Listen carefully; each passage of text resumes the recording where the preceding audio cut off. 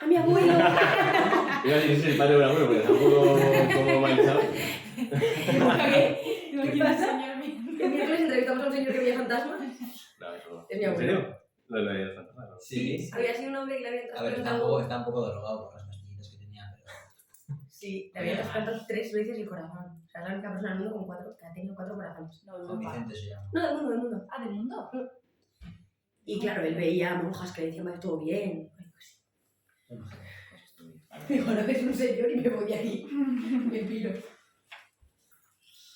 Vale. O sea, vas a llevar la entrevista. Sí, o sea, él también ha puesto preguntas y si queréis Sí, hacer pues, preguntas... meteremos, sí. Sí, o sea, normal, yo Sí, no. en un principio. Vale, lo siento si tienes que hablar de temas de los que hablaste ayer, porque luego salieron de la clase y dije, coño, no se voy a preguntar eso, pero bueno. Hay cosas que ya habías contado ayer, pero... Una pregunta, ¿qué se me está viendo? ¿Se me ven las manos? No, En esta si un levantas esa, un No, poco sí. vale, pues a ver. O sea, es por saber... Sí, algo sí. Si las mueves sí, pero ahora mismo no se te ven las manos, Vale. tienes como más No, pero tranquilas. pues Ahora sí, para que veas. No ahí, es por- O sea, sí, se te lo ve. ¿Qué vas a ver? De aquí más o menos. Ahí. Vale. O sea, Sí. sí, gesticulas y sí, se te ve. Vale, pues la primera pregunta que tenía era para ver si sabías o podías definir en una palabra lo que has, o sea, la guerra, cómo has vivido tú los 4 años, bueno, los años que ibas trabajando en la guerra, con una palabra. ¿Y por qué esa palabra?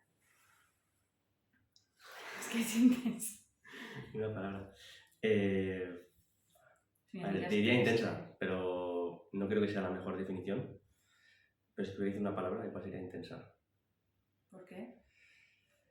No sé, porque a mí cuando empezó esta invasión, o sea, fui a Ucrania en 2019, luego en 2021, pero era una guerra en una zona muy concreta, en el este del país, mucho más relajada, aunque hubiera explosiones, tú veías las balas por la noche, en plan siguiendo los drones, etc. Pero esta guerra había misiles, tanques, estuve trabajando 3 meses y medio del tirón, jornadas de 24 horas sin descanso, entonces yo creo que la definiría como intensa por eso. ¿Cómo dirías que es un día trabajando en la guerra? O sea, ¿cómo era tu día allí trabajando? Pues depende mucho del contexto. Por ejemplo, cuando empezó la guerra, que había muchas historias que hacer, mucho interés, mucho nerviosismo en Europa, tocó mucho jornadas de 24 horas, pero empezaban 5 de la mañana, 6 de la mañana como tarde, estar en la calle ya buscando una historia. Buscar, entrevistar a personas. Yo también hago fotos, con lo cual hacer fotos, comer en algún momento si podías, y tu día era de 6 de la mañana a 7, 8 de la tarde mínimo, trabajando en la calle. Volver al hostel o donde durmieras. Yo los primeros 5 días dormí en una alfombra con unos fotógrafos que me dejaron su casa en la frontera polaca. Después ya dormí en un hostel de 3 euros con refugiados, porque no... O sea, porque hay 2 maneras de hacer esta profesión en este momento. O ganas más dinero, que yo creo que cobro más que la media escrita, y al mismo tiempo tienes que conjugarlo con gastar lo menos posible. Entonces yo dormía en estos tipos de sitios, llegar a casa, escribir en la litera, editar las fotos, y 12 de la noche, 1 al principio, después 3, 4 de la mañana, cuando llevas acumulando cansancio y al cerebro no te va tan bien, dormir y al día siguiente otra vez. Cuando va pasando el tiempo hay menos volumen de historias, la información pide otro tipo de contexto, otro tipo de calma, entonces igual publicas cada 2 días, pero en mi caso estaba tan cansado que no aprovechaba el día de descanso o lo aprovechaba mal. Entonces era un poco parecido el trabajo. Y ahora la última etapa, que publicaba una historia a la semana, sí que me movía con mucha más calma. O sea, podía levantarme más tarde, entregaba la historia pues a las 8 o 9 de la noche y dormía tranquilo. Ahí mucho mejor y creo que sale mejor periodismo. Sí, pero supongo que para llegar a este mejor periodismo que tú crees también hay que pasar por vivir a las 24 horas. Sí. También lo digo por la información. Al principio es que cualquier cosa que publicabas la querían. Había tanta... O sea, el público tenía ferocidad por conocer lo que estaba pasando. Entonces no podías no publicar. Entonces, no sé, tocaba hacer eso. Y sobre todo esos primeros días que era como todo más intenso, ¿qué pensabas después de todo el día trabajando, cubrir la historia, salir, editar, enviarla? ¿Qué era lo que pensabas cuando te metías en la cama? ¿Tenías la cabeza para pensar en algo o era...? Depende de la historia. A veces decías, ha merecido la pena, porque ha sido algo tan potente humanamente que me da igual mi cansancio, pero cuando no salía tan bien, o cuando la historia era algo más floja, pero el periódico te aprieta para que salga, ahí había días que, vale, te ponías el edredón y a dormir, o a veces sí que pues, te empiezas a cuestionar qué hago aquí, por qué seguir, merece la pena. Entonces, bueno, depende del momento, pues tienes diferentes pensamientos. Y dirías que en el tiempo que has estado allí has visto algo bonito, o sea, es difícil porque estás en la guerra, pero una historia o algo que hayas visto bonito que digas hay esperanza aquí, o... Es complicado decir en un... Antes preguntado por la palabra que igual definiría, también esta guerra creo que es brutal, que es una palabra que se usa mucho ahora en Twitter o en los titulares, típico de brutal, mal utilizada, pero creo que es brutal en todos los sentidos. Yo creo que si vuelvo, seguramente tiene un componente de que, aunque suene terrible, encuentro lo bueno del ser humano en la guerra. No en la guerra, sino en general lo encuentro allí. Porque sé que hay muchas barreras, la gente actúa mucho más de manera sincera. Entonces, realmente cuando... O sea, tú te has preguntado alguna cosa buena. Es que en el dolor yo veo muchas cosas buenas. Por ejemplo, en un funeral, con una madre llorando a su hijo, con su hijo, su otro hijo abrazándole. Claro, te rompe por dentro, pero al mismo tiempo estás viendo la unidad de una familia que llora por un hijo que se ha entregado a su país, no a su país como una frontera o una bandera, sino por su familia, para que no vaya a su hermano, para que a su madre no le pase nada. Entonces, claro, al mismo tiempo es brutal por lo terrible y brutal por quizás el amor que ves ahí. Entonces, en ese tipo de situaciones, yo he visto unas cuantas de este tipo, pues igual puede ser un funeral, puede ser una calle entera de rodillas viendo recibir un féretro, o una familia que por fin sale de un refugio después de 100 días bajo tierra. Claro, pues a mí eso me parece, no sé, espectacular. Lo más bonito que he visto seguramente en mi vida. ¿Cómo se mantiene el tipo? Siendo periodista, porque yo no podría. Es complicado. Creo que es complicado y conté hace poco en una clase de la Facultad de Comunicación de la Universidad de Navarra que he visto a compañeros, compañeras que quizás alguna vez han roto, por ejemplo en televisión. Creo que nuestro trabajo es no hacerlo, pero puedo comprender por qué les ocurre. Porque realmente son muchas emociones cuando en el tiempo, el cansancio. Entonces, ¿cómo? Pues no lo sé, es difícil. Yo creo que la situación más complicada, no más complicada, pero quizás la que más me impactó de primeras fue un niño, o sea, una familia que se marchaba en un autobús al principio de la guerra, el padre llorando en la ventana porque los hombres no pueden salir, los hombres entre 18 y 60 años no pueden salir del país, y la mujer pidiéndole que fuera fuerte, hacía así con el brazo, sed fuerte, sed fuerte. No entendía, pero se comprendía lo que quería decir. El niño no entendía casi nada y ponía la manita. El padre llorando, obviamente, y yo con la cámara pensando, no llores, no lloré, pero no porque sea fuerte ni nada de esto, pero realmente me impactó muchísimo. O sea, fue de los primeros momentos de la guerra y quizás de los que más me ha impactado, más que un muerto quizás, más que lo del funeral igual. He leído en alguna entrevista que te han hecho que han preguntado si te impacta mucho lo que es ver personas muertas y tal, y como que dices que te impacta más el fenómeno de la despedida, de ver personas despidiéndose. Si puedes explicar esto un poco. Sí, porque quizás un cuerpo inerte en la tierra o en la calle, en mitad de la calle, lo más duro para mí es pensar lo que hay después. Por ejemplo, me fijo, tiene un anillo y digo, pues, tiene mujer. O la tenía o lo que fuera. O pensar, aquello a 150 metros, podemos haber sido nosotros periodistas que estábamos ahí. Eso es complicado de asumir. Pero cuando tú ves ese muerto con la mujer llorándole, o cuando tú ves el ejemplo que te he puesto de la madre llorando a su hijo, que su última despedida fue por teléfono 3 semanas antes. O sea, le dijo adiós y luego le dijo te quiero por teléfono y ya no supo nada más. A mí eso me impacta muchísimo. Entonces el autobús, quizás la familia que se rompe, quizás nunca se vuelva a unir, habrá infidelidades, el niño como la niña cómo crecerá, aunque vaya bien, quizás nunca se vuelvan a ver,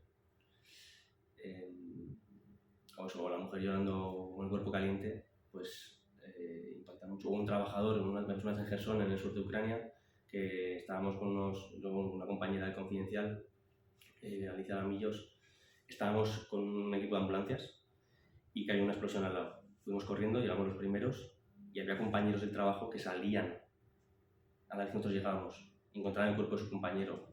Ahí sacas la documentación, ves una carta que quizás no han enviado a su mujer, a su familia, a su tío, no sé quién, y ves cómo se despiden hasta los compañeros allí. Entonces, claro, eso es... a mí por lo menos me remueve muchísimo por dentro. Vale, pues ahora un poco sobre las historias que cubrías, sobre todo lo que dices al principio, que era cuando más información de ese tipo se pedía. Antes de meternos en los temas de las historias, ¿cómo hiciste para el idioma? Porque decías que mucha gente no habla inglés, entonces, ¿cómo fue una barrera? ¿Cómo te desenvolviste cuando llegaste? Ucrania, por lo menos la última vez que lo miré, es el país de Europa que menos inglés habla. Eso ya te dice cómo está la situación. Yo cuando fui en 2021 entendí lo que significaba. Vale, casi nadie habla inglés. Pero es verdad que entre los voluntarios o algunos militares es como un otro tipo de clase social, por así decirlo. No en cuanto a que sean más ricos o menos ricos, pero sí que se mueven más. Quizás los jóvenes también al usar TikTok o usar redes hablan inglés, programadores también utilizan el idioma. Entonces, cuando llegué a la frontera, encontré personas, esto es casualidad, que hablaban inglés. Cuando crucé, en todos los grupos, por ejemplo, hay un grupo de universitarios que hacen redes para el ejército, pues aunque sea hacen hablar inglés. Si no, tratas de buscar a una persona que te pueda traducir voluntariamente, que pase por ahí, claro, porque no estás para buscar un fixer. Un fixer puede cobrar entre 150 euros mínimo para arriba, 300, 400, no, el día. Eso es mucho más. Lo bajo no, pero lo alto es más que lo que va a cobrar un periodista por una pizza. Con lo cual, la mayoría de freelance no podemos. Tienes una alternativa, compartirlo con más gente. Ahora sí vas a ganar poco dinero. O buscarte la vida. Entonces te toca buscarte la vida. Con muchas maneras. Gente, pues eso, a veces hay personas que quieren ayudar al país, no son militares y entonces te ayudan y te los encuentras por la calle y son buena gente. Otros, pues eso, que alguien habla inglés. En los militares siempre hay uno que habla un poco inglés, con el Google Translate. Depende del tipo de historia, requiere un tipo de método. Ahora que estamos hablando así un poco del choque con el inglés y tal con el resto de Europa, ¿hasta qué punto se ve la cultura europea en Ucrania? Me explico, porque a mi entorno han llegado refugiados y han tenido un choque cultural como si hubieran venido de Kenia. En el sentido de machismo, la mujer relegada al hogar, el tema de la guerra como algo demasiado patriota. ¿Hasta qué punto se ve el sentido europeísta en Ucrania? El sentido europeísta existe mucho porque en 2014, cuando empezó la revolución del Maidán, sí que es verdad que se planteó de cierta manera como un debate entre hacia Rusia o hacia Europa. Entonces la gente de ahí tiene ganas de ser europea. El problema es, ¿qué significa ser europeo? ¿O qué valores tienen los países europeos? Que en realidad aquí hay muchas comillas, porque si miras a Hungría, miras a Polonia, empieza a haber dudas de qué significa eso, ¿no? Pero pienso que allí sí que significa mucho. Hay muchas diferencias. Es una España, para mí, aunque algunos se pueden enfadar, algún amigo mío ucraniano, es una España de hace varias décadas. Entonces, eso lo juntas con que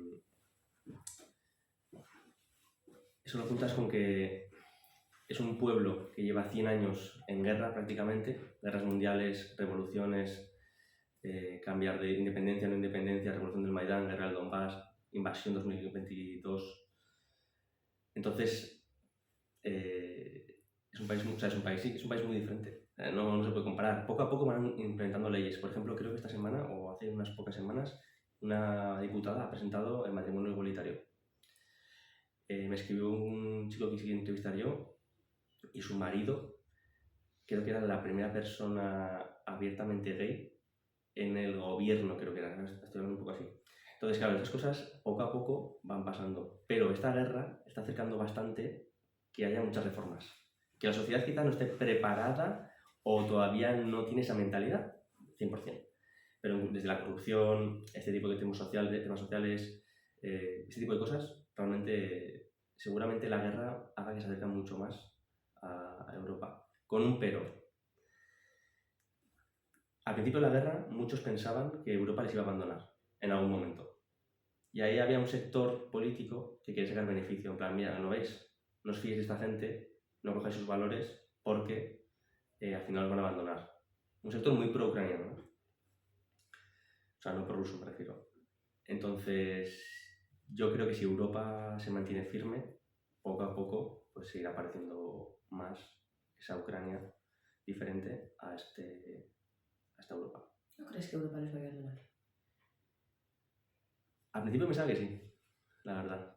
Y se lo decía a algún amigo militar. Yo, ojalá que no, pero me huele mal. Ahora da la sensación de que sí les van a apoyar, por lo menos en gran parte. Por ejemplo, Crimea.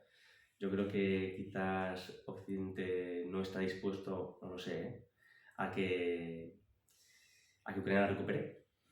Yo creo que los ucranianos la van a recuperar con o sin ayuda. Pero si recuperan el sur con ayuda occidental, luego ya es cosa suya. Pues, Vale. vuelvo a coger el hilo de las historias que era en lo del idioma y tal. En alguna entrevista también has dicho que a la hora de escoger a los protagonistas de las historias, que te gusta como dar voz a lo que tú llamas los olvidados. A ver si pudieras explicar un poquito a qué te referías con esto. Quizás, no lo sé, quizás un motivo por el que me he dedicado al periodismo ha sido darme cuenta cuando era mucho más pequeño y cuando luego iba creciendo que la mayoría de historias no se cuentan. Pues, puede sonar un poco naif, pero tú estás en clase de historia y estudias los políticos, los reyes, el imperio no sé qué, 500 años en un párrafo. Claro, y esto es normal, o sea, no da para más, no lo critico. Pero yo pensaba, pues la historia de mi abuelo no se cuenta y me parece una buena historia. O la historia de mi familia, o la historia de este amigo que ha tenido este problema, no se cuenta. Entonces, eso creo que es algo que ha caído calando en mí poco a poco antes de ser periodista. Cuando vas a estos contextos te das más cuenta todavía, porque todo el mundo está hablando de mapas, yo he hablado de geopolítica, de si el sur, de si Crimea, pero ¿y la gente? Son 40 millones. ¿Cuántas historias hay ahí? ¿Cuántas familias están divididas? ¿Qué piensa cada persona de cada pequeña cosa? Entonces, todo eso, yo lo llamo olvidados. Olvidados no quiere decir arrinconados que nadie se fija, sino qué significa que una madre de 60 años, una mujer de 60 años esté con su madre de 80 y pico, con la mujer con la cadera rota, bajo tierra, con un hermano en Rusia, que no se hablan por la guerra. A mí eso me interesa. ¿Qué significa que un chico que escape de Crimea en 2014, acabe de voluntario en el Donbass, voluntario civil, odie la región, se marche al otro lado del país con su familia porque ya tiene hijos? Empieza la guerra y dice, mira, voy a combatir porque necesito que acabe esto ya. Claro, yo necesito saber qué pasa por su cabeza. Para mí eso es la historia de esa gente. Porque la gente habla de Crimea, del Donbass, de geopolítica, las bombas, los tanques. Me interesa, a mí eso me interesa por gente como pues, Sasha, como Andriy, como Galina. Entonces, yo eso es lo que creo que llamo olvidados. Y una pregunta, ¿cómo llegas a ellos? ¿Cómo sabes dónde están? Pero claro, son olvidados, la gente no habla de ellos. Más difícil localizarlos, ¿o qué? Sí, pero para mí olvidados, no lo sé, no lo tengo desarrollado el concepto, pero seguramente seamos todos. Yo me he ido encontrando estas historias sin buscarlas. La mayoría de las veces las he descubierto hablando con las personas. Algunas personas me dicen, algunos compañeros, ha habido, no digo que sea la norma, pero en algún momento en la guerra ha habido una especie de competición insana sin que nadie lo dijera ni escribiera, de quién lleva más tiempo en Ucrania. Se notaba. Llevo 50 días, llevo 300 días. Bueno, genial, o sea, y gracias por ayudarnos a contar esta guerra, ¿no? Pero yo a veces pienso, ¿cuántas conversaciones has tenido con ucranianos de verdad? Sin un fixer, sin un intermediador.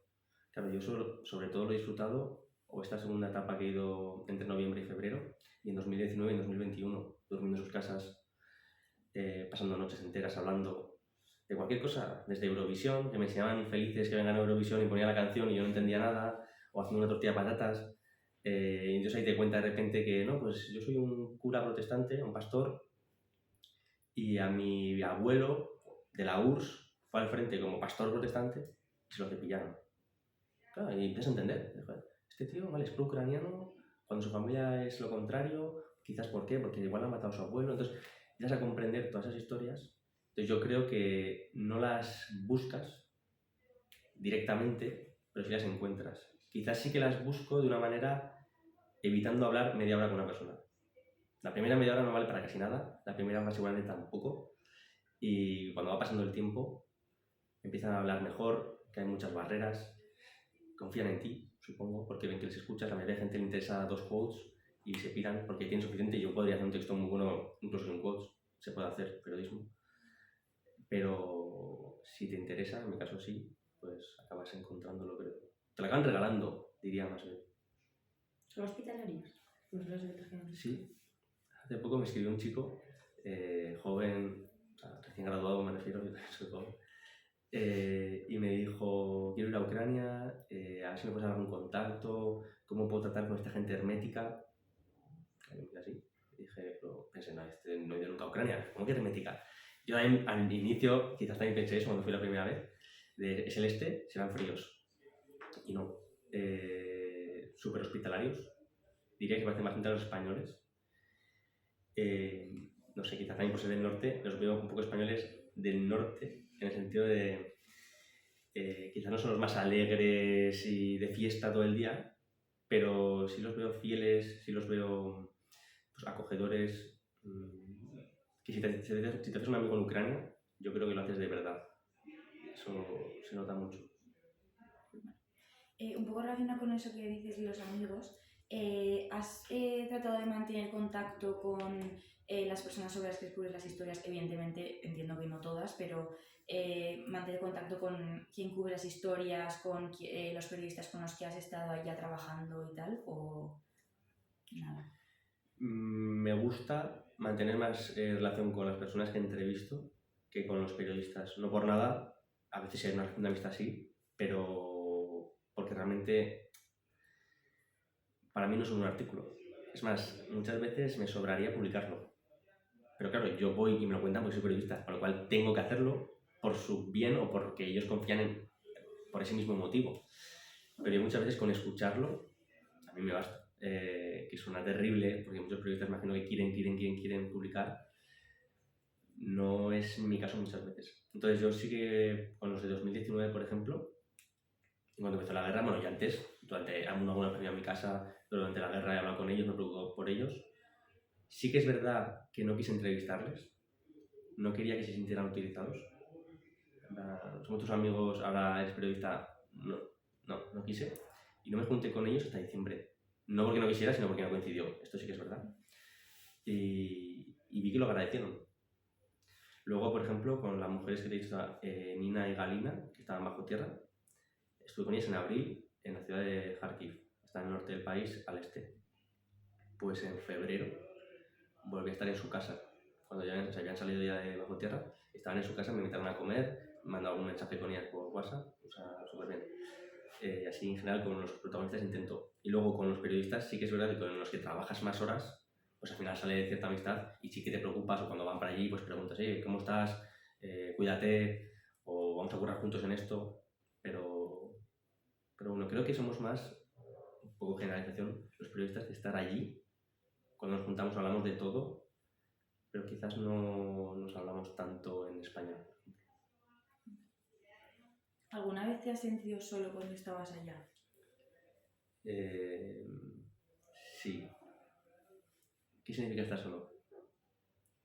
si te has sentido solo, como que no tenías alguien con quien hablar, alguien con quien realmente decir, oye, me pasa esto, o querer llegar después de trabajar y desahogarte o lo que sea, y sentir que no tienes a alguien. O sea, porque sí, estarían los periodistas, pero igual están para contarle, para cenar y echarte unas risas, pero realmente no es alguien con quien digas, hablo de verdad y cuento realmente cómo estoy.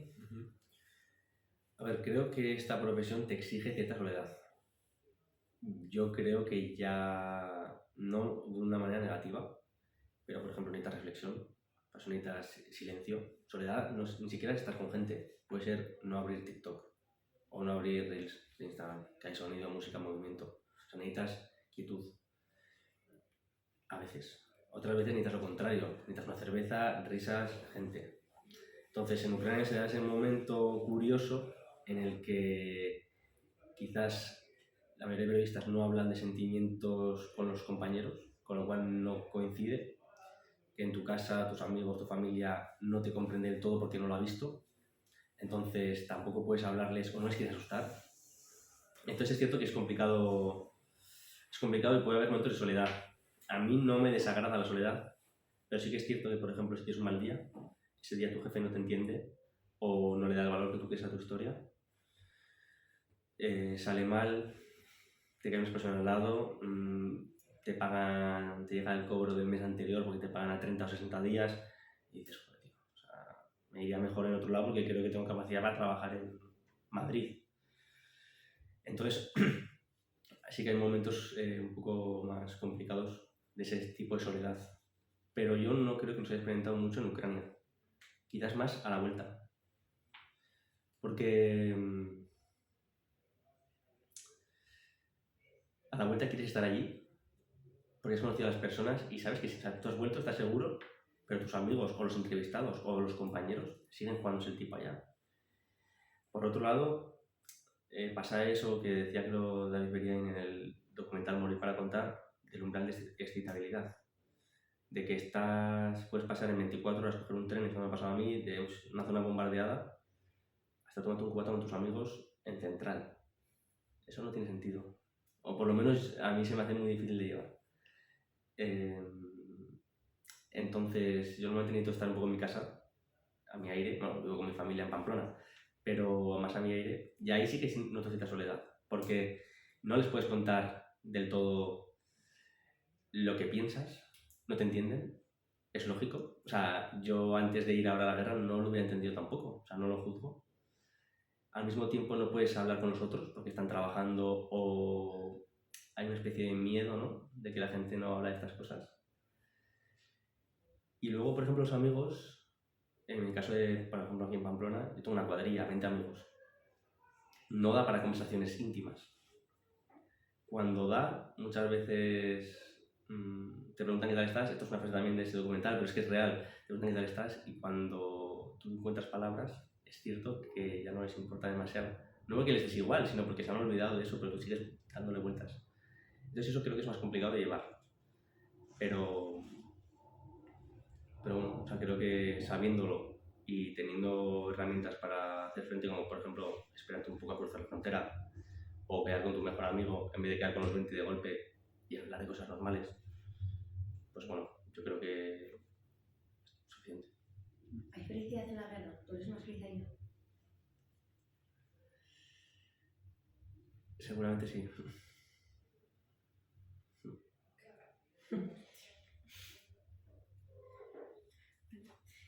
Cuando has dicho que, cuando te he preguntado sobre si te habías sentido solo y me has preguntado qué es estar solo, he visto también que, por ejemplo, cuando tú vas a cubrir tus historias, tú dices que, entiendo que eso es lo que te gusta, que a ti te gusta ir solo, que no te gusta ir con otros compañeros, porque sientes que yendo tú, no sé si es porque te sale mejor, porque crees que es más íntimo, porque te gusta eso. Quizás es puro casualidad o maneras de hacer. La primera vez que trabajé solo.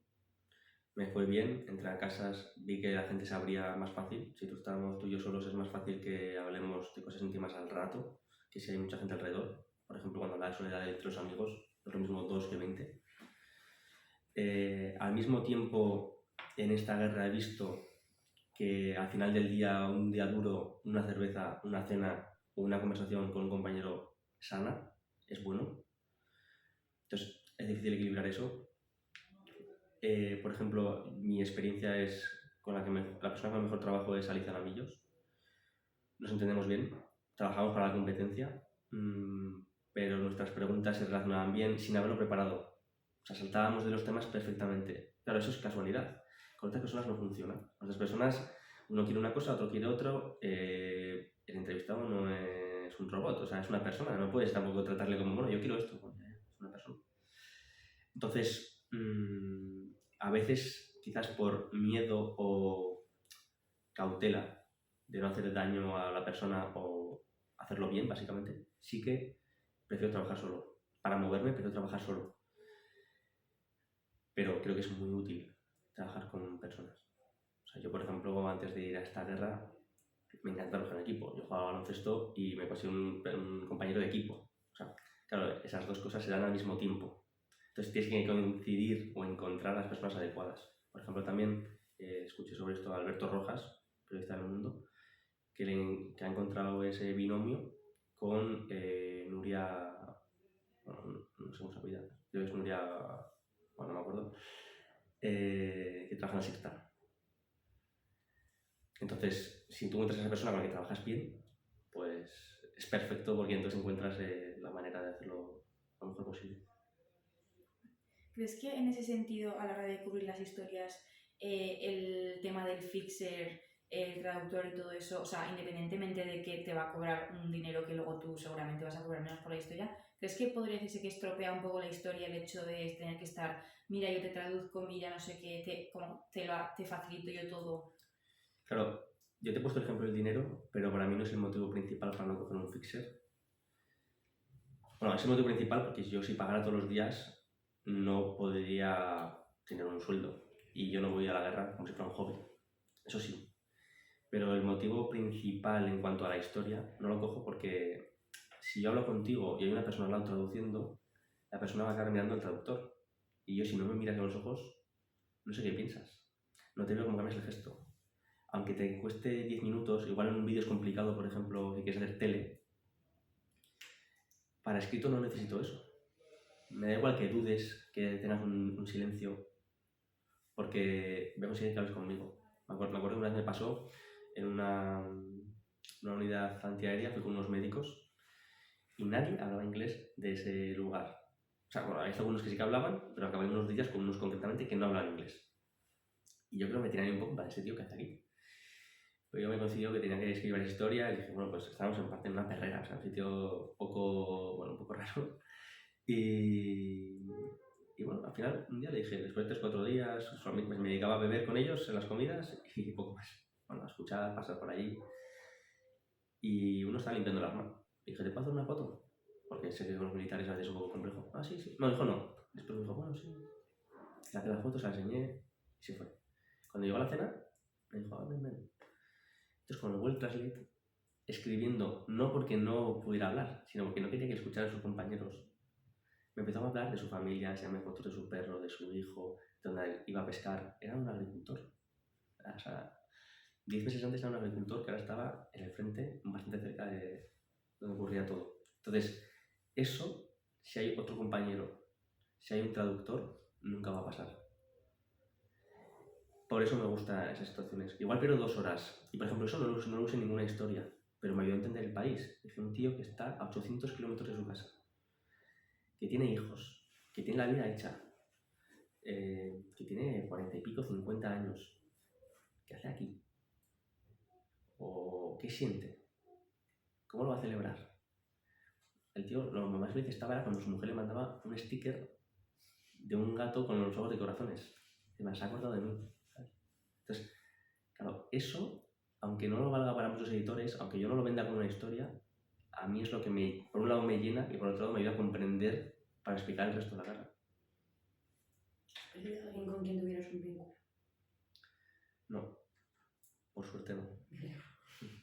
Pero tengo un amigo, el que he dicho de Crimea, por ejemplo, que escapó y era civil y demás, que el 25 de febrero creo que ya empezó a ir al frente, ha pasado por el frente sur, por el frente este, ha estado en Bakhmut, en Soledar ha caído ya, en Bakhmut está una situación complicada, estuvo en la reconquista o contraofensiva de Kharkov, ha pasado por 3 frentes duros, una unidad de élite, un tío que no era militar, le atacó un tanque, le disparó a su coche, atravesó las 2 lunas, sobrevivió.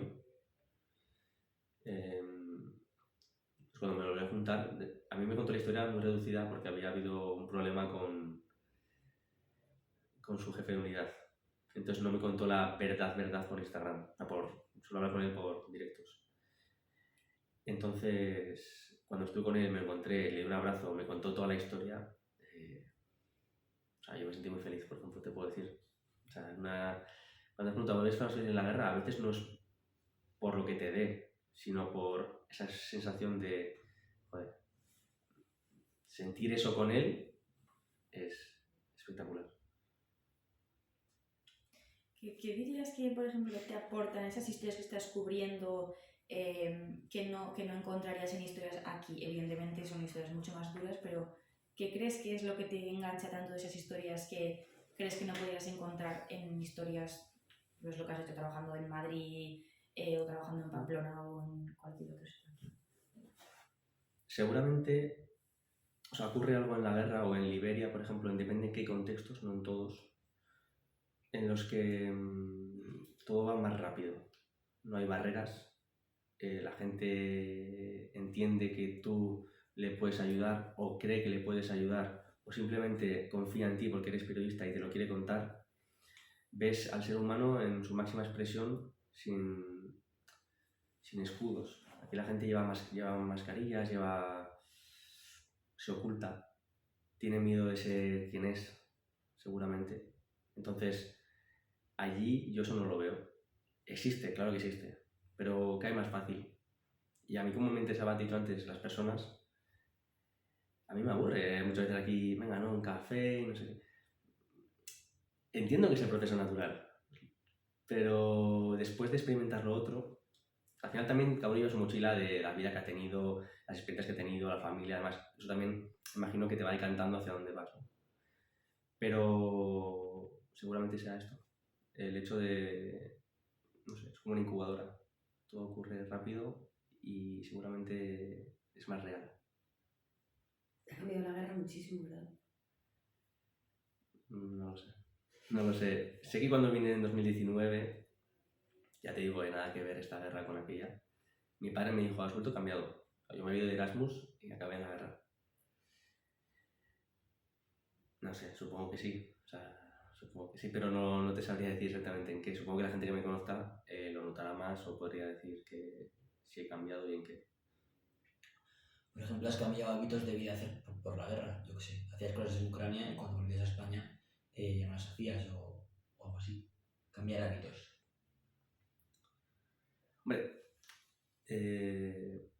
un paréntesis. O sea, miro ahí, pero... Sí, mira eso. Digo, antes también lo he hecho, pero... A ver, un segundo. A ver, hábitos sí, cambias... No. Hábitos sí. Cambias todo. Quiero decir, por un lado, porque la vida que haces en Ucrania no se parece nada a la de España.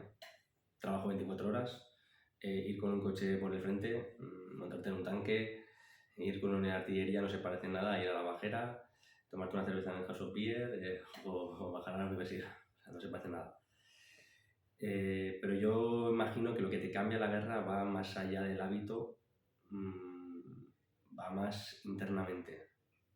También creo que eso, intuyo, son cambios que tardan en aparecer. Entonces, quizás en un tiempo pueda decir, esto me ha cambiado mucho o ya no veo esto así. Sí que quizás es más descreído. No sé, a mí muchos problemas y los veo normales, ¿eh? O sea, no los juzgo para nada porque lo digo de verdad. O sea, cuando me pasa me doy cuenta. Pero muchos problemas que tiene la gente no me parecen importantes. O sea, digo, ¿qué tontería es esta? Pero luego a mí también me pasa que una tontería me afecta. Entonces soy consciente de es normal, es lógico, que también les pasa a ellos allí en Ucrania. O sea, mucha gente está preocupada por su frutería cuando su sobrino está en el frente. Ya, pero es que es lógico. Entonces, bueno, ¿Por qué decidiste ir a la guerra? ¿Qué te hizo ahí por dentro de tengo que ir? Dejar Y todo más aquí, de que Erasmus. El Erasmus es como una burbuja. es que lo tenías todo, A la ver. vida fácil, por así decirlo. Yo en primero bachiller estaba en el colegio y vino un chico de la facultad de comunicación, de FECOM, a dar una charla sobre periodismo para ver si alguien quería ir al periodismo. Entonces yo quería ser abogado. En aquel momento mi padre es abogado y yo quería ser abogado. También un poco esa idea de la justicia, pues es más adolescente, un ideal de ese estilo. Y entonces él nos contó una historia de un chico que era abogado, que con 20 y pico dejó todo, se fue a la guerra en una moto, nos habló desde los ojos, los oídos de la sociedad, no sé qué. Bueno, un mensaje, pues, que es un señor que te puede vender un barco aunque tengas miedo al agua. Pero a mí me removió muchísimo. O sea, yo dije de repente, estoy que hacer esto, ¿sabes? No quiero ser abogado. O incluso que iba a pensar un poco, pues me salto lo de abogado, si voy a acabar ahí, pues me lo salto, ¿no? Entonces ya sabía que quería ser eso, sin saber realmente que era ser reportero de guerra o que era una guerra, pero como casi nadie sabe cuál es ser un médico o ser un ingeniero. Llegué a la universidad y yo no lo pasé muy bien en la uni en cuanto a vocación. Fue un poco de decepción. Yo, se lo contaba el otro día a un profesor, tenía conversaciones más interesantes en el segundo bachiller con mis amigos del colegio que en la uni. Y entonces entraron muchas dudas. Pensé en dejar periodismo, pensé en dejarlo todo. Al final me organicé para acabar la carrera de Erasmus, elegí Polonia, sabiendo que estaba al lado de Ucrania, que había una guerra en ese país de la que yo no sabía prácticamente nada. Y digo, ¿hay una guerra en Europa? No sé nada. Bueno, no sé. Claro, estás de Erasmus y también es la primera vez que salgo de mi casa realmente. Yo soy de Pamplona. Estoy en Pamplona, vivo en Pamplona. Y pasas una vida de pues vivir con compañeros de piso, salir de fiesta, viajar, a decir, ahora me voy seguro a Ucrania. Entonces, bueno, al final acabé allí un poco por curiosidad. Pero cuando descubres tantas cosas, quizás por esa curiosidad te hace volver. O sea, a mí me hace volver las personas. Entonces, como yo conocí, pues eso, a Andri, a Sasa, a Lena, a toda esta gente, pues quise volver en 2021. Bueno, en 2019 no pude, en 2021 pude. Entonces, yo creo que más que por qué vas a la guerra es por qué vuelves. Hay un momento que pensaba que estás hablando de mí. Es que a mí se me ha ido toda la vocación en la carrera por lo que dices. O sea, yo quería entrar a la carrera y no quiero contar historiones. Y te acabo de decir que me quiero dedicar a la web. Pero es normal tener esas dudas, creo. Es injusto porque creo que se podría potenciar mucho más desde la uni. Primero, quizás eligiendo bien a la gente que entra. Que yo soy cero elitista, pero no por nota, En la entrevista quizás. O sea, puedes tener un 5 de media y ser un tío ultra válido que tiene una pasión por X. O sea, no hablo en cuanto a notas. Y luego fomentando de otras maneras la gente que tenga vocación. Yo no sentí nunca que, tampoco se lo conté a nadie, yo no iría a los despachos a hablar con los profesores, pero yo nunca sentí, o nunca no, pero veía que las personas que iban a hablar a los profesores, que les contaban una película, tal, les iba bien. Y yo era como, tío, a mí eso no me interesa, o sea, yo no soy así. Luego coincide que pues, haces el suplemento y coincides con un profesor como Marrodán, que me tocó a mí, y me salvó. O alguna conversación con Maf en el despacho, me salvó. Pero la encontré. Yo veía a la gente que iba a buscarlo, o con otros profesores, y decía, yo para esto no quiero. Es un poco lo que me pasará cuando vuelvo a decir, que falso es todo. Para eso soy abogado. Porque voy a ganar más dinero y tengo mejor horario. O sea, vamos a ver, si no voy a hacer lo que quiero, no voy a hacer lo que me gusta y no voy a ser tan feliz, pues para eso no como mierda. Entonces, no sé. Pero bueno, luego también hay dudas, ¿Alguna vez, o sea, cuándo ha sido un momento que recuerdes que hayas pensado, vale, por esto estoy aquí, por esto me estoy jugando la vida, dejo todo lo que tengo en Pamplona y estoy aquí, que al final estás poniendo tu vida en peligro? Un momento que recuerdes que digas, por esto merece la pena. Hay muchos, de verdad. Por ejemplo, pero de diferentes tipos, seguramente. puede ser desde el momento que llegas a una estación polaca, me estás viendo a la gente huir y dices, esto hay que contarlo, ha merecido la pena venir, porque cuando estaba viniendo antes de salir de casa me entran todas las dudas y dices, no sé si voy a ser capaz, no sé si me lo van a comprar, no sé, pero merece la pena estar aquí por esto. En una despedida, pienso, humanamente ya me ha valido la pena a mí, o sea, aunque pierda dinero, me ha valido la pena. Cuando cuentas la historia de una persona, por ejemplo, 2 señores mayores, Valerina y Volodymyr, que habían estado bajo tierra un montón de meses en su propia casa, había caído un misil, había estado en su jardín, bueno, al lado del jardín, había estado su pueblo ocupado por los rusos, un ruso hizo amago de ir a por el señor de 70 y pico años. Cuando ves que es la primera persona que le ha preguntado, por un lado, sé que la historia que voy a contar es buena, les va a interesar a los medios. Por otro lado, lo que te digo es la persona que lo ha escuchado y se abren contigo, igual se ponen a llorar, eso da igual, pero lo ves que se abren en canal. Ya está. Me vale la pena. Y como esas hay muchas, pues lo digo, Alina y Nina. Digo estas quizás porque las tengo más frescas, porque he vuelto justamente ahora a verles por segunda vez. Pero hay muchas, muchas, muchas. Al final yo he estado este año casi 7 meses, creo, o 6 meses en Ucrania. Entonces todos los días hay historias. Pues cuando encuentras ese tipo de cosas en la gente, es lo que te vale la pena y lo que te hace volver. ¿Te has encontrado que alguna vez a la hora de acercarte a alguien para cubrir una historia o sea, como que te hayan rechazado un poco por el tema de ser prensa? O sea, no sé si allá es como aquí, que aquí vas a un sitio y dices, hola, soy periodista, y salen corriendo. ¿Te ha pasado alguna vez que alguna persona, por haber tenido una experiencia, yo que sé, de que la hayan entrevistado antes pues, con el tema del fixer, que es como todo un poco más falso, tal, haya sentido rechazo, te ha dicho, oye, no? Seguro me han dicho que no. O sea, ahora mismo reconozco que no me acuerdo de ninguna ocasión, pero por estadística me han tenido que decir que no 100%. No me han dicho, creo, directamente que sea por una mala experiencia. Pero es verdad que en Ucrania se da el fenómeno de que mucha gente quiere hablar. Creen que verdaderamente pueden ayudar a cambiar algo o que su historia puede servir, por lo cual te intentan contarlo.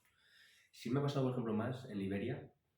Estuve 3 meses trabajando en un fumadero de heroína con ex niños soldados. Ahí casi nadie quería contar su historia. O sea, para mí el acceso es una historia en sí misma. O sea, a mí me echaron varias veces de allí, bueno, no sé, yo sé si me iban a pegar a mí o no sé qué iba a pasar allí. Y no se fiaban. Iba gente, blancos, ahora viven en un cementerio. Entonces, a grabarles un vídeo para YouTube con 4 planos, fumando un poco, diciendo 4 barbaridades semidesnudos o cagando en las tumbas y para adelante. Entonces tienen 2 actitudes, o no quieren contarlo, luego cuando estás tiempo donde descubres por qué, o te cuentan una mentira. Entonces yo creo que esa experiencia en Liberia, estuve al final 6 meses, me ayudó mucho a entender, o sea, siempre vamos a tener tiempo, pero aún tener mucho más tiempo, a ver que caigan las barreras, a escuchar, no lo sé.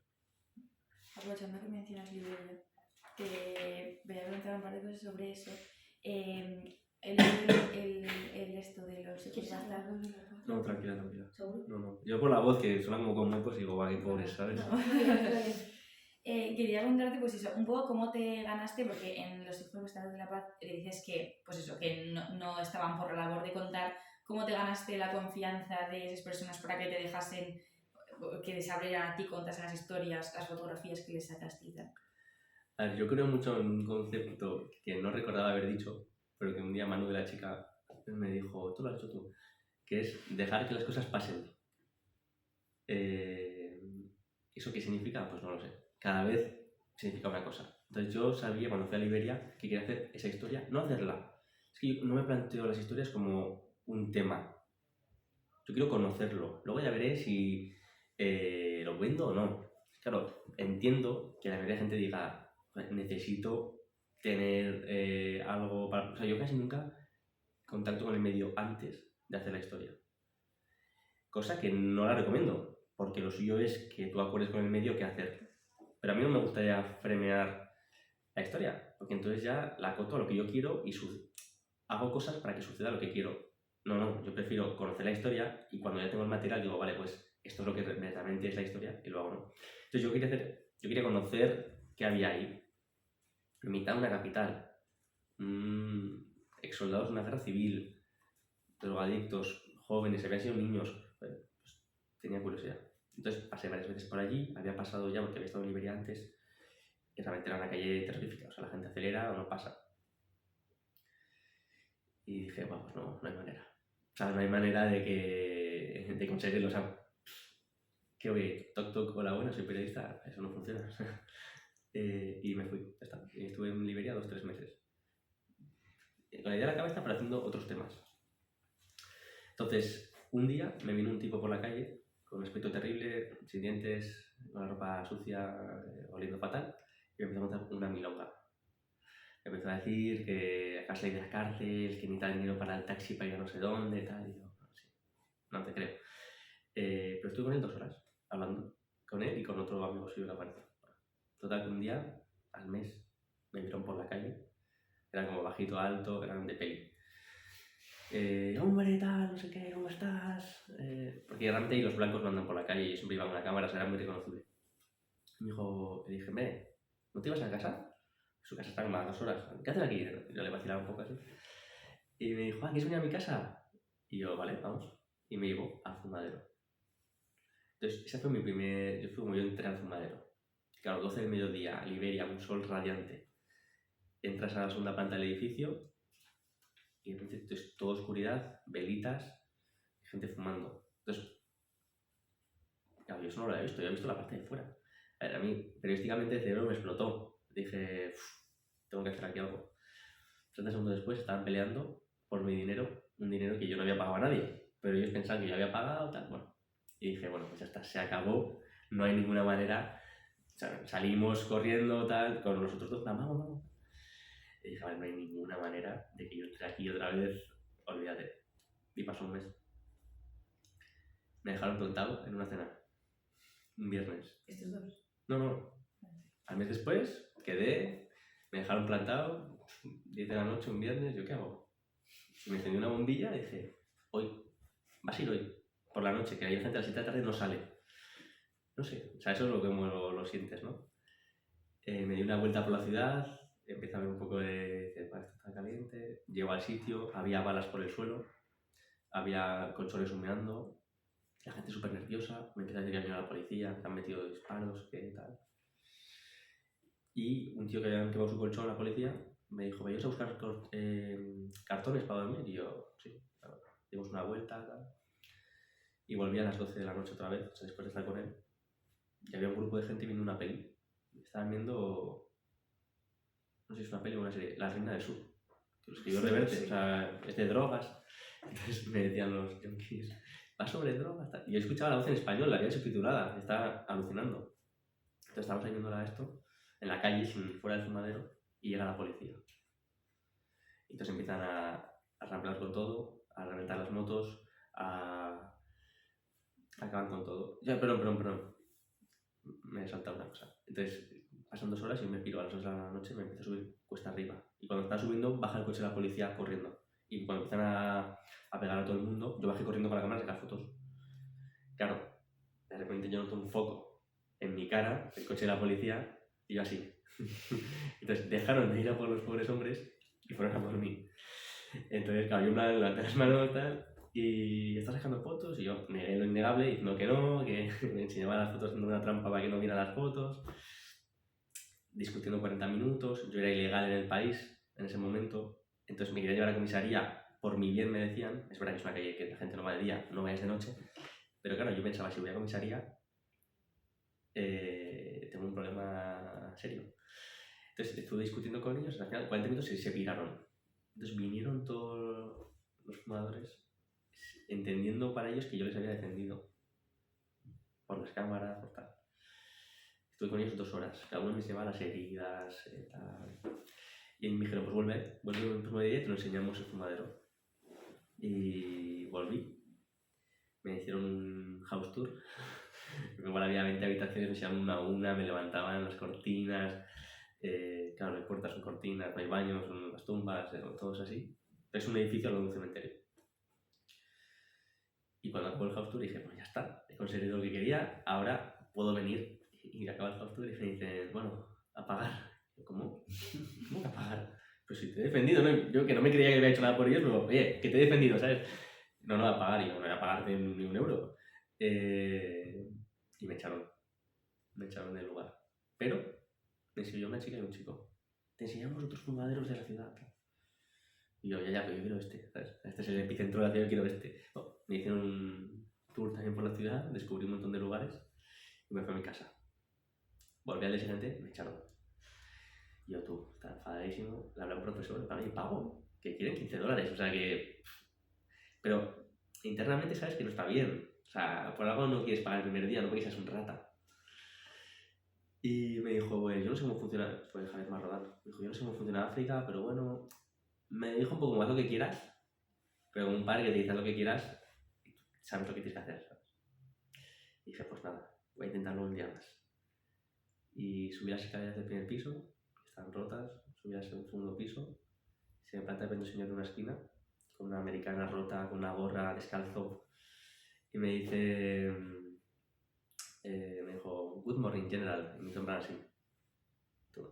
Y ahí sentí, ya está. O sea, me da igual lo que me diga el resto, que si uno me dice esto, el resto me va...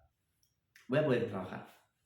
Crucé la puerta, me empezaron a insultar unos cuantos, me cogí una lata de leche en polvo, me senté ahí con los otros, me pasé media hora en silencio y empezó a venir gente a hablarme. Y así 3 meses. Entonces, acabé que los que me insultaban, en plan, vienes a robarnos fotos, bien, yo 2 semanas no saqué ni una foto. Acabaron llevándose muy bien conmigo, yo pasaba muchísimas horas al día allí y básicamente me sentaba hasta que alguien quisiera hablarme, ¿sabes? No lo preguntaba, me preguntaban ellos a mí, ¿qué haces aquí? ¿Por qué vienes aquí? Cuando ya ellos confiaron en mí suficiente, pues me contaban sus historias. Y luego yo iba por la calle con liberianos.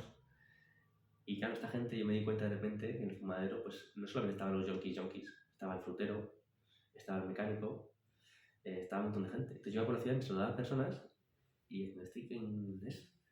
Y me decía, te veo en el edificio, de building. Ya vale, es el fumadero. Claro, mis amigos decían, pero a ver, que a la gente le roban, que le apuñalan a estos tíos. Y yo, no sé, son buena gente, o sea. Entonces, pues tiempo y cariño. Has dicho una lata de leche en polvo. Sí. Cuando estás así, utilizaban para sentarse en el suelo. Ah, Te sentabas ahí. no sé si era una metáfora a la droga. No. ¿Qué pasa? ¿Cómo tienes esa paciencia? Porque yo me veo en tu lugar, estando ahí sentado y digo, pues que igual este tiempo no vale para nada. Me sentiría yo inútil. Yo, ¿por qué tú no tienes paciencia? No, pero es complicado, ¿no? Ir a un sitio y no esperar nada, esperar a que la gente te venga. Igual no te vienen. O sea, claro, la primera noche aquella se habían... o sea, cuando se fue la policía estuvieron 2 horas alabando mi salvación, o llamarlo como quieras. Entonces mucha gente me contaba sus historias. Entonces ahí noté que era gente que nunca nadie les preguntaba nada. O sea, estaban deseando hablar, pero deseando muchísimo. Entonces, claro, cuando lo ves en algunas personas, te das cuenta de que verdaderamente van a querer. Entonces, básicamente es esperar, confiar y luego poco a poco te van diciendo. Uno me dijo, ¿por qué no escribes un libro de nosotros? Y dije yo, pues no lo he pensado. Y de repente rellené 50 hojas de Word, no escribiendo, sino solamente con quotes, con lo que me contaban, con sus historias. Sí, no lo sé. O sea, creo que cuando tienes una gran historia, aunque sea humanamente, no necesariamente en lo periodístico, lo sientes dentro del cuerpo. Yo, no sé, siento como cierta excitación de aquí hay algo increíble, un tesoro. Se publica o no, necesito hacerlo. Pero tengo curiosidad también por quiénes son estos señores. ¿Qué crees que, por ejemplo, de lo que viviste en Liberia, o qué cosas que te sirvieron luego para cuando has estado en Ucrania? Por ejemplo, una vez en Ucrania estaba en el barrio más peligroso de Kharkiv, o Kharkov es una ciudad eso, al norte, una de las más bombardeadas en un momento concreto. Y fui a hacer un directo de televisión. Entonces entré en directo en el mismo lugar en el que había caído el misil. Todavía había humeando e incluso había unas llamas en una zona. Me dijo el presentador, pero bueno, tal. Yo, no te preocupes, todo bien. Entonces salí de aquel lugar bombardeado hablando por teléfono con mi editor en el español. Y de repente, claro, no había nadie en la calle. Sonaban algunas explosiones. Y de repente me vienen 3 tipos militares. Me dicen que fuera con ellos. Me dicen que qué hacía. Me enseñó la acreditación de prensa. Digo a mi jefe, oye, te cuelgo que tengo a estos tíos aquí. Y se ríen de mí y me dicen, esa acreditación es falsa. Y yo, como que es falsa, ya puedes comprobar, tiene un número. Es falsa, ven con nosotros. Cogen mi móvil, modo avión, me llevan con ellos a un búnker. Y había corrido el rumor, yo esto no sé en qué quedó, de que había un periodista que había desaparecido en la misma ciudad. Claro, pues yo había pensado, joder, he estado 3 meses con niños soldados que se dedicaban a abrir las personas en canal, a comerse los corazones, a hacer auténticas barbaridades. No que me dé totalmente igual, pero no me da más miedo que los chicos de Liberia. Entonces esperé 1 hora, mantuve mi versión, me revisaron todo el móvil entero, no se lo creían. Al final llegó una policía que hablaba un poco mejor inglés, le intenté explicar y me dejaron en el hostel. Después de hora y pico ahí retenido, mi editor no sabía qué me había pasado, pero yo estaba muy tranquilo por dentro, diciendo, bueno, o sea, los de Liberia tenían hasta hambre, o sea, podían haberme robado de todo, podían haberme, o sea, lo que fuera. Entonces, es un ejemplo. Después de ver cosas tan brutales como has dicho antes, ¿cómo es tu relación ahora con la muerte? O sea, entiendo que piensas en ella muchas veces, la ves, piensas en ella muchas veces al día. ¿Cómo dirías que es tu relación con la muerte? ¿Ha cambiado desde antes de que tú hubieses empezado en todo esto? ¿No? ¿Más miedo, menos? Es muy buena pregunta, la verdad. Y no lo tengo claro. A veces me extraña que ante cosas no muy importantes tenga miedo. Porque la gente también piensa que tú no tienes miedo a la guerra, que es mentira. Tú tienes miedo, o sea, pasas miedo, yo he pasado miedo, y el que diga que no, miente. Pero mi relación con la muerte no creo que haya cambiado. O sea, seguramente la concepción que tengo de la vida hace de algún modo u otro que vaya allí o tenga la mentalidad que tengo allá. Es decir, yo cuando estamos en un bombardeo no lo paso bien, no lo disfruto, no me da igual. El último día que estuve en Ucrania, en la zona del frente, me ofrecieron entrar a la ciudad a ver si quería, pero dije, bueno, no me lo van a comprar ni de broma. Sé que está muy difícil para conseguir una historia humana, tampoco me la voy a jugar por jugármela. O sea, no le veo sentido a eso. Pero al mismo tiempo, sí que entiendo que el ser humano no está solamente para ir a la playa y disfrutar con los amigos, sino que a veces toca hacer sacrificios.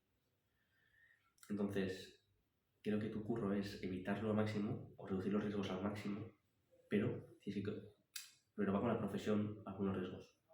Y contar las historias, contar lo que está ocurriendo, no dejar ser testigo, porque incluso si no cambiara nada hoy, vas a dejar un testimonio para el futuro, para que nadie diga, oye, nadie pueda decir, esto no pasó, no, esto pasó.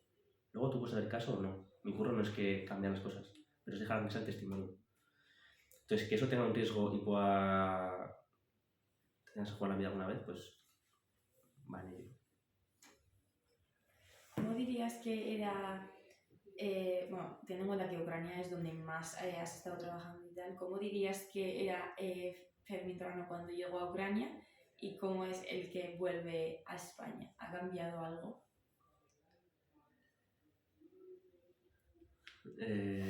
Sí. Es que son es que me parecen preguntas muy buenas. Lo que pasa es que son complicadas de responder, lo digo de verdad. Porque seguramente nunca me las he hecho yo a mí mismo o he evitado hacérmelas. Pero creo que es muy buena pregunta. ¿Qué ha cambiado?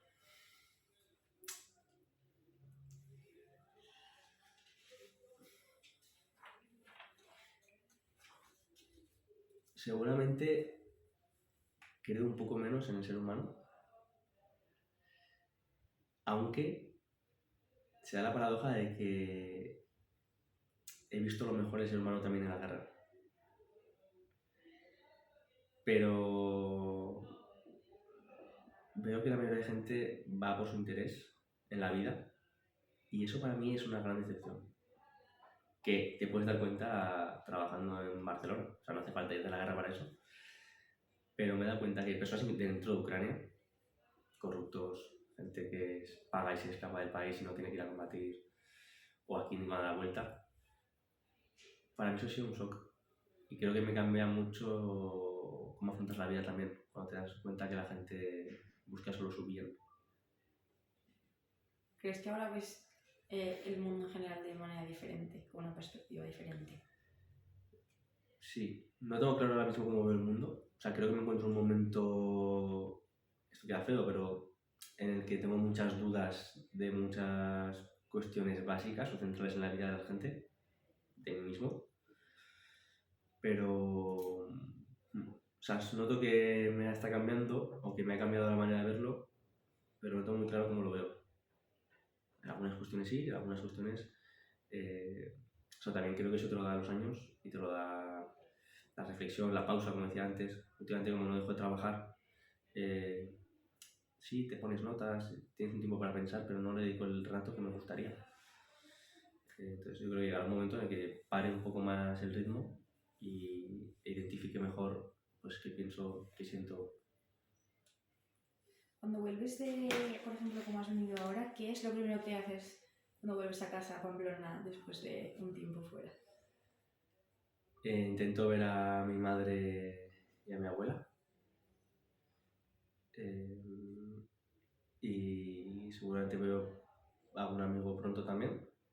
Y luego suele coincidir que me paso unos días no encerrado, porque saco al perro y demás, pero intento reducir algunos estímulos, porque lo que te decía antes, ¿no? Creo que no está mal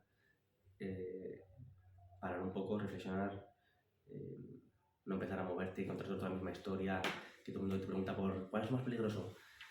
Lo conté 7 veces y sí, de repente se te ha olvidado que lo humanamente potente se está olvidando casi. O sea, a ver, que yo he ido por lo otro, no he ido para que me pegue un tiro. O sea. Entonces, sí, seguramente eso. Pero me gusta ver a mi familia. Cuando estás allí, ¿qué es lo que más echas de menos de aquí, aparte de las personas, tu familia, tus amigos? Algo que digas, no sé si es algo de comida, algo de hacer planes.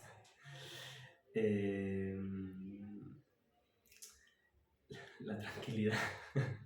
Iba a decir lo del meme este, ¿no? La tranquilidad que no se busca, pero... o sea, no valoramos, por ejemplo, que no haya sirenas, que no haya explosiones.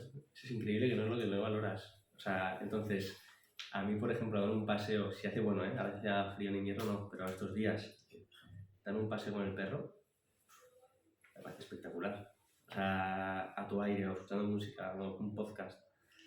Eso me gusta bastante. Pero obviamente, como tú me has dicho, es la familia. Porque lo demás da igual. O sea, si mi familia estuviera en otro lado o en la guerra, pues estaría bien ahí. Es que cuando vuelves a la guerra o cuando estás allí, insisto, no hace falta verlo allá, pero si no te das cuenta antes, te das cuenta allí, hay muy pocas cosas importantes en la vida. Muy pocas. Entonces, son muy básicas. Cuando tienes esas necesidades llenas, lo demás es insustancial o indiferente.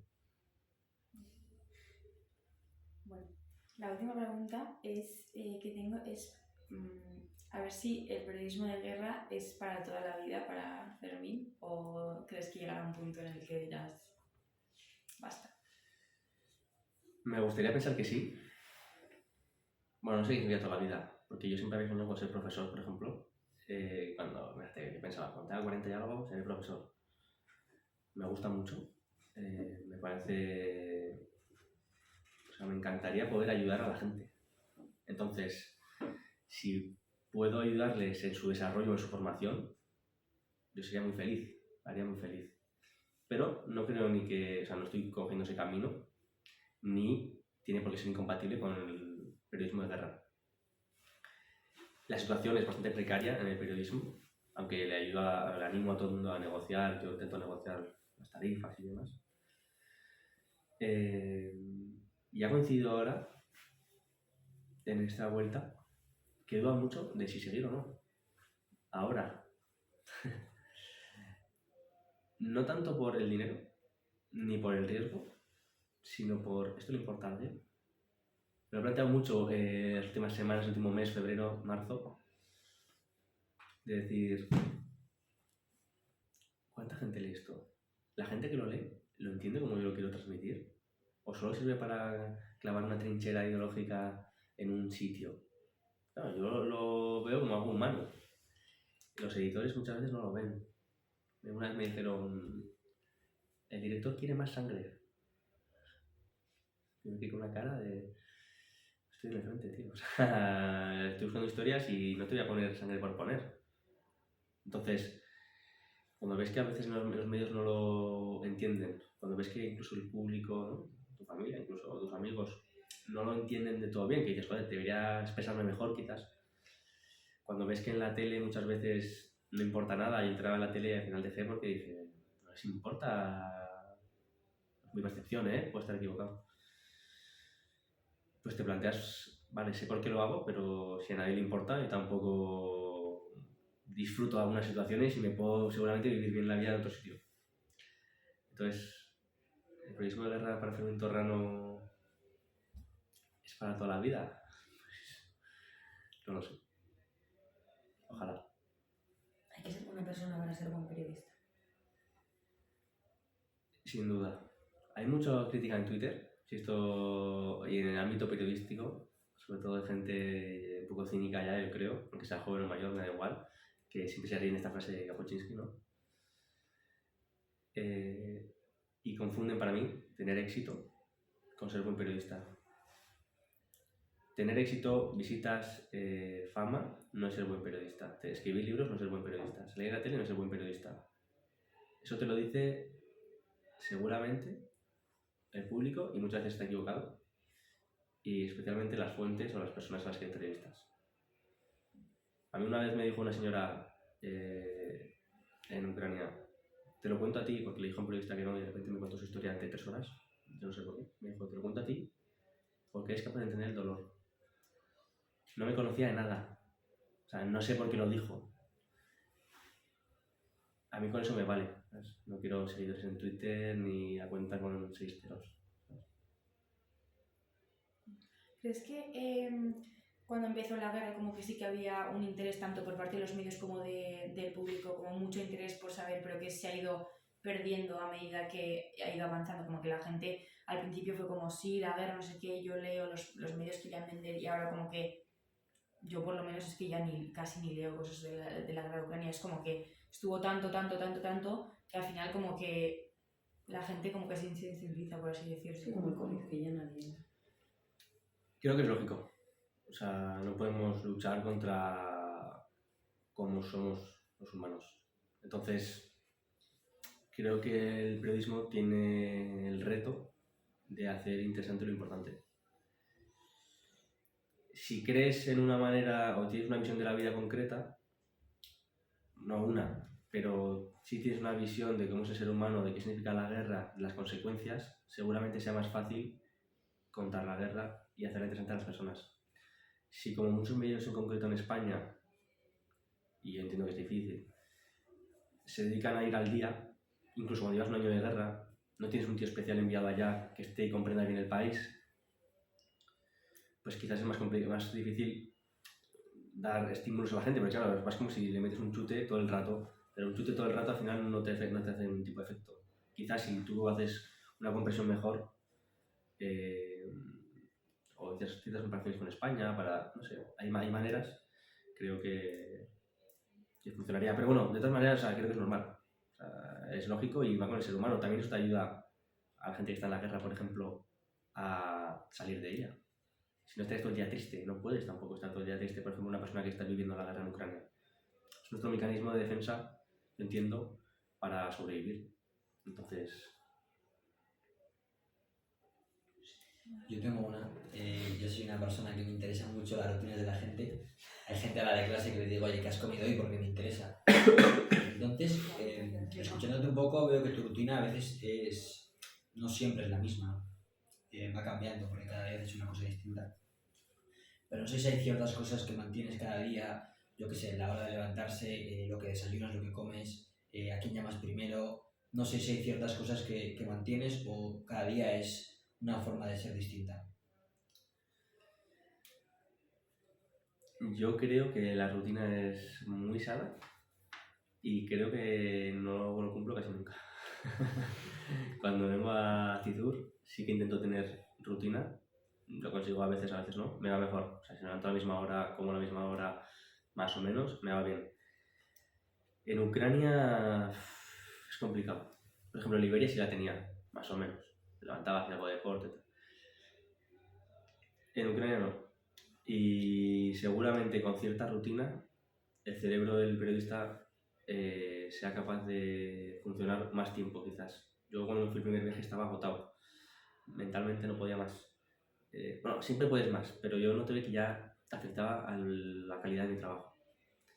Entonces no, sí que es verdad que cuando estás en una ciudad grande, porque yo cada 2 o 3 días me cambio de ciudad, entonces me cambio de hostel, entonces te cambias de supermercado, entonces ya nada está en el mismo lugar. Entonces ahí no tengo una rutina. Pero si estoy igual una semana en una ciudad, sí que es verdad que sin quererlo intentas levantarte más o menos a la misma hora y quizás vas al mismo sitio a comer a la misma hora. Pero no sé, la guerra es caos y creo que también te ayuda. Si eres demasiado inflexible tampoco funcionas en la guerra. Y la última por mi parte, yo escuchándote, se me ha venido la figura de David Beriay. No sé si es una persona referente para ti o alguien a la que aspiras ser o no tienes referentes, no sé. A ver, quizás como ídolos, no sé cómo lo entiende la gente, yo nunca he sentido que tenga un ídolo. O demasiado idealizado, yo no creo que tenga nadie. Sí que es verdad que periodísticamente hay 2 ejemplos, que para mí son David Beckham y Miguel Gil. La cosa de David, que esto no creo que no lo sabe nadie, es que todo el mundo cree que es mi ejemplo periodístico y desde luego lo es, pero no solo. ¿Y a qué me refiero con esto? Yo veía algunos vídeos de David antes de estudiar periodismo. Entonces, yo en la adolescencia pasé momentos complicados con gente en mi entorno.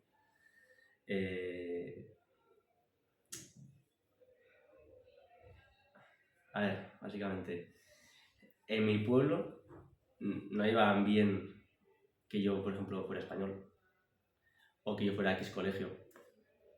Entonces, español y que a mí que hablo lo que quiera, pero yo nunca he llevado nada ni he dicho nada a nadie. Pero simplemente ya era un motivo de vas a este colegio, eres de este estereotipo, te tachamos. Claro, yo soy una persona que en general no me callo. Ni en la universidad, ni en mi vuelo, ni nada. Y muchos de esa gente eran mis amigos. O gente con la que yo conocía, ¿no? Hasta que un día dije, no. O sea, en plan, oye, pero tío, si tú me conoces de toda la vida, hemos jugado toda la vida a baloncesto, ¿qué me estás contando? O sea, si sabes lo que pienso, soy un tío muy normal. Y yo entiendo que, pues igual, tienen 14, 15 años y quizás yo era más maduro por lo que fuera y era capaz de decir, bueno, vale, este tío no tiene mala intención, ¿no? Entonces, pero hacían daño. ¿Qué pasa con eso? Que cuando tú escuchas algunos discursos de David sobre el bueno, el malo, porque yo con esa gente luego quedaba a hablar. O sea, yo estaba enfadado, pero necesitaba entenderles. Decía, ¿por qué haces esto? O sea, si tú te llevas bien conmigo, ¿por qué necesitas poner un tweet insultándome? Si luego vienes a la bajera a tomar una cerveza. No lo entendía. Entonces, cuando tú escuchas un vídeo de David de escuchar al otro, de joder, es que este tío es un cabrón a veces, pero otras veces es mi amigo y me ha defendido de no sé qué situación. Cuando ves que hay un sismo gris, entonces cuando tú encuentras ese discurso que yo decía, joder, no estoy loco, o sea, yo creo que no son tan malos, o sea, básicamente encontré un refugio en el discurso de David. Lo que yo no era capaz de expresar con 16 años, lo encontré en lo que él decía sobre sus entrevistados o sobre sí mismo, cómo concebía el periodismo. Entonces, periodísticamente, desde luego, es el ejemplo número 1 para mí. Pero yo diría que en cierto modo me ayudó a no convertirme en una persona, no sé si ideologizada, o una persona que simplemente no sintiera odio quizás. No odio, eso igual suena muy fuerte, ¿no? Pero yo quería entenderles a esas personas y quizás eso luego me ha ayudado cuando estoy con un posible nazi del batallón Azov o cuando estoy con un asesino que es el jefe de una brigada en Liberia que ha matado a 20.000 personas y habría embarazadas, pues es que yo le veo un fondo bastante humano y bueno. No puedo evitarlo y eso no niega que fuera un cabrón y un hijo de puta. Entonces, sí, o sea, la Wikipedia para mí es mucho más que lo periodístico, aunque la mayoría de gente, o creo que no se lo he dicho a nadie así literalmente, no lo sepa. La gente cree que es porque es periodista, porque es navarro y porque hace cosas súper chulas. Y sí, todas esas cosas son verdad, pero es lo de menos. Muy bien. ¿Estamos? Vale. Muchas gracias. Qué fuerte. A vosotros.